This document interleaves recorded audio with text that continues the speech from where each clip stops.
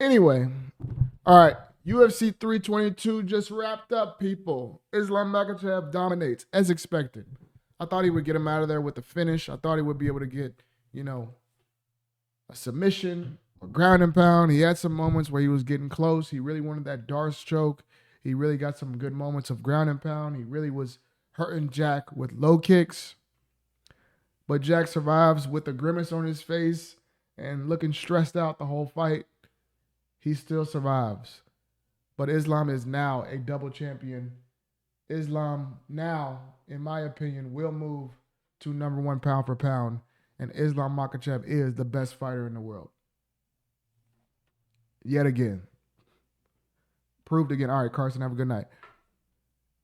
This fight was essentially what I expected. I thought that Jack wasn't going to have much success on the feet unless Islam really, completely nullified his own wrestling and just decided to make it a grappling fight. But if he mixes it up, you're not able to focus on your striking. You're not able to sit on your strikes as much when you have that threat of wrestling in the back of your head. So even if Jack Della Maddalena does have, better striking to some people, he got outstruck. Islam leg kicked him to death, injured his leg, had him switching stances, had him grimacing. And I don't think that Jack Della Maddalena benefited very much from coming out southpaw. I'm wondering what his camp saw that made him come out southpaw, because in my opinion, he was having a little bit better moments, the rare moments that he had where he landed punches from orthodox. Islam wasn't able to eat up his leg as much from orthodox, but also low kicks are not something that we've seen heavily used by Islam, so that probably caught them by surprise. And, the thing about low kicks is, and especially the calf kicks specifically, you land 4 or 5 of those and you're compromised for the rest of the fight. Like once Islam damaged that right leg, there was no turning back.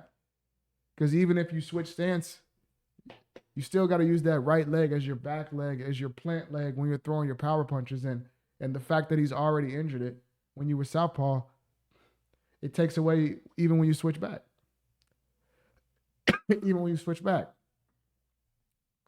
And also when you're switch stance, it opens up one of Islam's best weapons, which is that left body kick. When you're orthodox, your switch stance, I'm orthodox, or I'm southpaw, he's orthodox.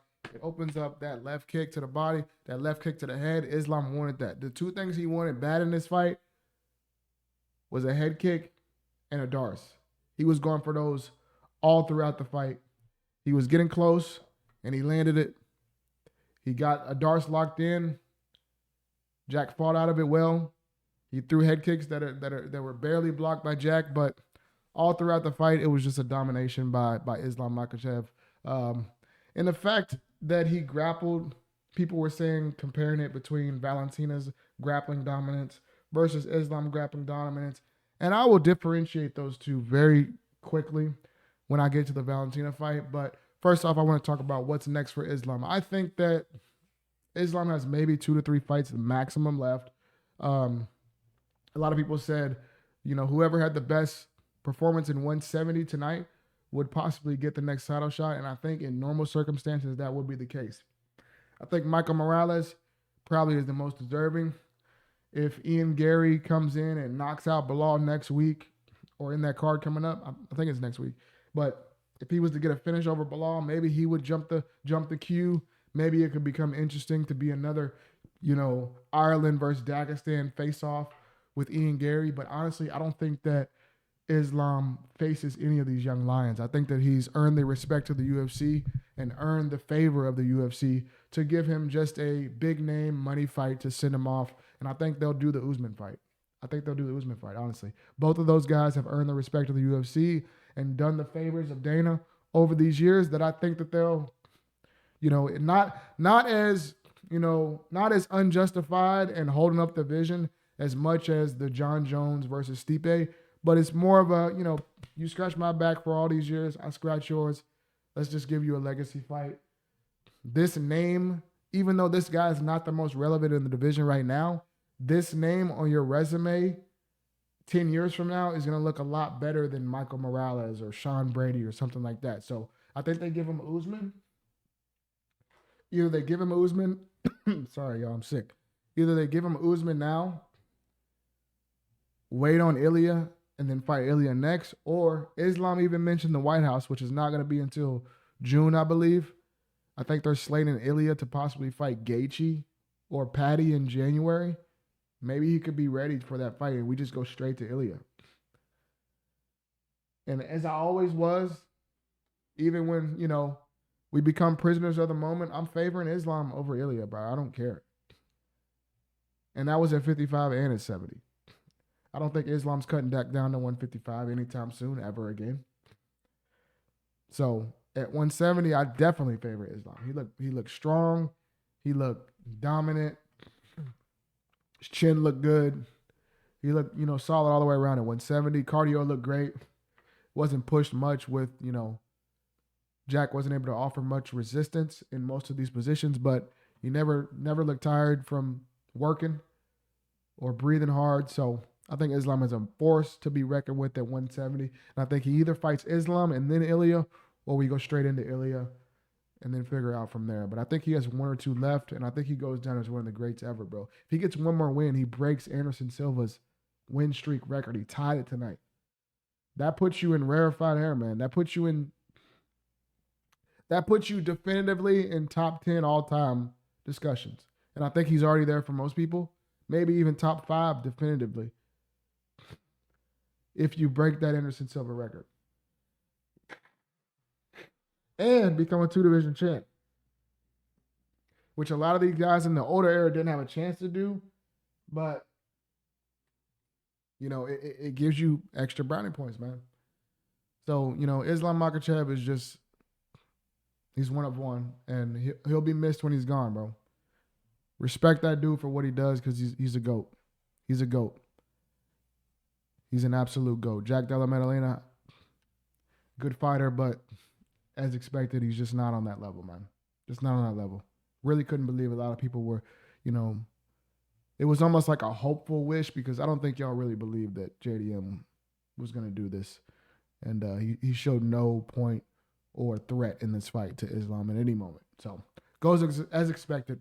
Let's move on to the co-main on this card, because this kind of was this card was an absolute banger, going knockout after knockout after knockout to start off the main card, or actually even to close out the prelims all the way through the Sean Brady fight.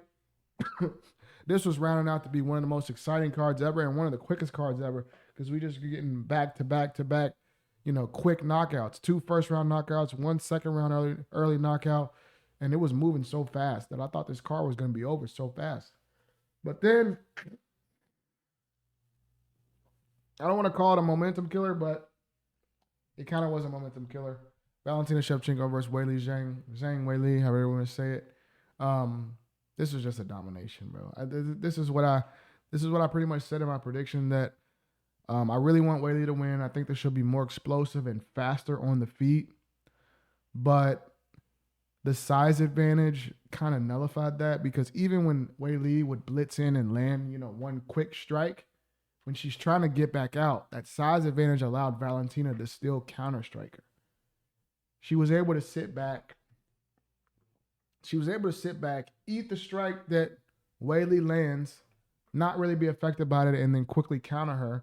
And the counters were hurting Weili a lot more than Valentina. And then just in the grappling, she was just throwing her around, man.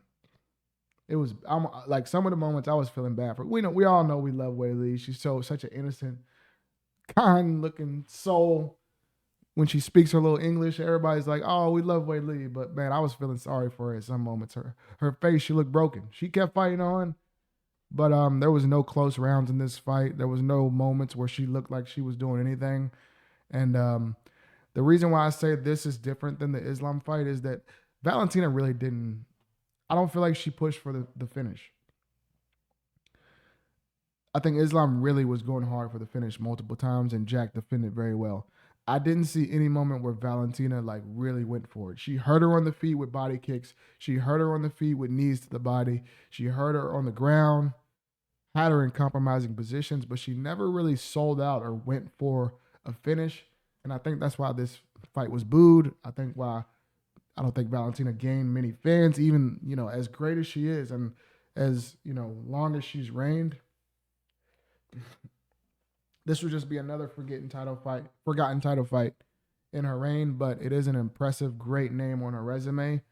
But kind of what I expected. I saw what Rose was able to do in that second fight with the grappling, and I said, if Rose was able to do that, and we saw what Valentina did against like the Hulk of the 115 down division, the person that was just so much stronger than everybody, Jessica Andrade, and Valentina absolutely threw her around like she was nothing.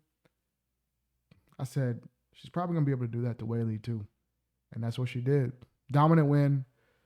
Congratulations to Valentina. Don't really know what's next. Not much going on in that division. We'll see. We'll see. Not really much going on. I mean, there's obviously stuff going on in the division, but nothing that really moves the needle too much. But congratulations to Valentina. Next fight on the card, Sean Brady. Man, didn't expect this one to go like this. Sean Brady did not even get a takedown off. Michael Morales, every time he landed anything, Sean Brady was on shaky legs. He just runs through him like he's not. He ran through Sean Brady the same way he ran through Gilbert Burns. Everyone said, oh, it's just washed up Gilbert Burns. We'll have to see him against a real competition. This is a young up-and-coming lion in his 20s, just as young as Morales, just as young, still proving himself. Only one loss on his resume. Morales made him look damn near even worse than Gilbert did. Never had a moment of anything in this fight. The whole time I was saying, please, Sean, don't strike. After the first exchange, I said, stop striking, stop striking, stop striking. But the size advantage, dude, this Morales dude is huge for the weight class. The size advantage made it so hard for Brady to even get in. To even get in on a clinch or even get in on a single leg or even get a hold of him. That anytime he tried to even get close, he was getting tagged and he gets put out. If it was up to me, if Jack Della Maddalena had won tonight, Mike Morales is next for the title fight. If Jack Della Maddalena had won, Morales is next. But I think the fact that Islam won kind of throws a wrench in that plan. Maybe they'll tell him he has to just wait, we're going to have a legacy fight between these guys, but you're guaranteed the next shot. Something like that. Or they give him another, tune-up fight, number one contender fight. Maybe him versus the winner of Bilal, Ian Gary. Maybe him versus Shavkat. But this dude's undefeated. Maybe him versus Prates. This dude's undefeated. This dude looks in the octagon to be 200 plus pounds in the octagon. This dude is huge, massive. Very impressed by Michael Morales. Very impressed, and I think he's a could be a future champ for sure. This dude's scary at this division. And then we have the one that hurts the most. Leon Edwards, for the first time, gets put out on the feet. He has some moments in the first round in the grappling. He's able to grapple Prates pretty well. But Prates is, as he does, taunting him, talking shit, teasing him for being scared of going in the striking. And I think that kind of weighed on Leon's mind and got Leon to kind of play into his game. And they enter a striking exchange. Leon was doing decent with low kicks from the southpaw stance, but he briefly switched to orthodox, and Prates just smokes him. Left hand down the pipe. Leon left his feet from the impact, and he was out. Out. So that's 3 losses in a row for old Leon, my guy. 3 losses in a row. He loses in all 3 ways you can lose. He loses by decision to Bilal, loses by submission to Brady, and then gets knocked out by Prates. So 3 in a row in every different way you can lose. It's not looking great for Leon. I think that they should give him, maybe an old guy send-off fight, but we know the UFC never does that. They'll probably just continue to feed him to young lions and, you know, keep getting him hurt. But I think a fun fight would be maybe him versus Gilbert Burns, two long-standing guys that somehow never cross paths of each other. Him versus Gilbert Burns could be fun. Two guys on losing streaks. Just throw it on a card. You know, if you need some extra fluff on a card, some extra name value, I think Leon versus Gilbert Burns could be fun next. And then Benoit Saint Denis, man. Beneil Dariush just, I don't know what he was thinking, man. He lands one little strike and then kind of sells out. It gets a little too crazy. And Benoit Saint Denis lands a left hand right on that, you know, equilibrium. I can't even talk right now. Equilibrium right on the back of the ear. Puts him out. 16 seconds. That's got to be like top 10, top 20 fastest knockouts in UFC history right there. Puts him out. And then for the prelims, Bo Nickel looks impressive. Head kick knockout. I won some money on that one. Shout out Bo Nickel. Under 2.5. That was an easy money bet. We hit on that one. Thank you, Bo Nickel. Looks impressive. He's got a future, guys. Like, the RDR fight was what it was, but he's going to be good. Bo Nickel's going to be good. He's going to be promising. Gregory Rodriguez wins. Aaron Blanchfield defeats Tracy Cortez in a mental blunder by Tracy Cortez. I thought she was destroying Blanchfield on the feet and the striking, and then she engages the wrestling first, and then Blanchfield ends up wrestling her back, getting her down, and then she gets submitted. I think that was a foolish move by her to even engage in the grappling, and it led to her demise. And then Ethan Ewing, that dude's a dog. Styles on Malcolm Wellmaker. I thought he won all 3 rounds. That dude's going to be a monster, man. Let me know what y'all thought about the fights tonight. Let me know who y'all think should be next for everybody. What up, Wicked Blunt in the chat? What's up, brother? We're about to end right now. CSAX Trey says, dig in your butt, Unc. I don't even know what to say to that, bro. Also, all right, last thing, bro. Anybody that's Ilya Glazers, if y'all happen to be watching this, Islam is going to beat Ilya, and Islam should be number 1 pound for pound. The reason why, if you look at, I was taking everybody through this in the chat. Everyone was shocked when I said this. Ilya's path to the title, he's been picking off guys 3, 4, 5 years older than him, which is great, which is impressive. These guys are great names, but these are guys that we've already seen lose before. He's getting the scraps. Of Volkanovski left by Islam. He's getting the scraps of Oliveira left by Islam. He's getting these guys in their 30s. Charles is 37. Islam is 34. Max is 33. I think Volk is 35. Dustin Poirier is 36. All these guys are around this range. These are the guys that Islam is in the same generation as. And Ilya happens to have the advantage of his whole lead up to the title, besides Zalal, obviously he's another young lion, has pretty much been older guys. So I think it's time for him to fight somebody in his age range, in his generation. Arman Saryukian. We'll see who wins the Dan Hooker fight next week, Arman or him, but I think that's the fight to make. Maybe in January or February. I think they may give it to Gaethje, which is interesting, but it will be another, another older guy. Gaethje's 37. So it's about time he fights somebody in his generation. That's why I think Islam still beats him, and I think Islam still should be number 1 pound for pound. His resume is more impressive in my opinion. CSA Trey says, why Africa got a Libyan flag? That is not a Libyan flag. That is a Pan-African flag. Do your Googles, brother. But yeah, thank you guys. I'm gonna be out. I'm sick as hell, and I gotta be up in the morning. Y'all have a good night. Y'all come through at the last second. Of course, niggas want to start typing in chat when I'm about to leave. I've been live for 3 hours, y'all. Now y'all want to pop in here. What's up with that? Y'all have a good night. Thank y'all. Drop a comment. Who beats Islam at 170? Absolutely fucking Nobody. That's a fact. And he's not fighting Shavkat. Shavkat trained with Abdul Manap back in the day. He's not fighting him. He's not fighting Hamzat.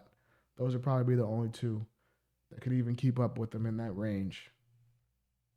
But he's not going to fight either one of those guys. Islam has 1 or 2 fights left, and he's done, bro. I'm telling you. He's 34 years old. He's 34. People don't realize he's 34. He's only, like, it's crazy that people, like, look at him like he's just this young guy because Khabib retired, and it was like, oh, Islam's like the next gen version. But Islam's only 2 years younger than Khabib, bro. They're the same generation. It's just that he was in Khabib's shadow for so long that everybody thinks that he's now, oh, here's the new guy. But, like, bro, he's been here the whole time. He's only 2 years younger. He ain't got that long left. Yeah. Islam, number 1 pound for pound, best in the world right now. But he won't be around very long, and I don't think he stays around for any of these new young lions at 170 to catch up and beat him, because unlike some other people from other countries, a lot of our, Americans that stick around way too long with these Dagestanis get out when they got to get out. So I think he's got 1 or 2 left, and he's out of here. So thank y'all. Have a good night. Drop a comment. I'm going to put this on YouTube. Drop a comment. Let me know what y'all thought about the fights. Let me know what y'all thought about my reaction. And let me know who y'all think should be next for everybody. Peace out.